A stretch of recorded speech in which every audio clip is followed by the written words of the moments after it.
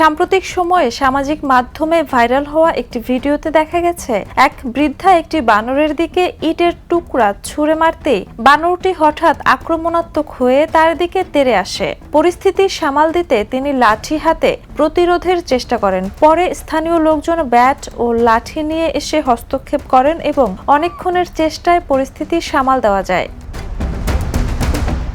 ঘটনার ভিডিওটি ভারতের দিল্লির একটি গলিতে ধারণ করা হয়েছে বলে জানা গেছে। শহরটিতে বানরের উৎপাত দীর্ঘদিনের সমস্যা, যেখানে বানরের খাবার কেড়ে নেওয়া বা হঠাৎ আক্রমণের ঘটনা প্রায়ই ঘটে। ভিডিওটি ঘিরে অনলাইনে মিশ্র প্রতিক্রিয়া দেখা গেছে। কেউ মজা করেছেন, আবার অনেকেই প্রাণীটিকে উস্কানি দেওয়ার সমালোচনা করেছেন। একই সঙ্গে শহরে মানুষ ও বন্যপ্রাণীর সংঘাত বাড়ছে বলেও অনেকে উদ্বেগ প্রকাশ করেছেন। Jhuma Mridha, the news.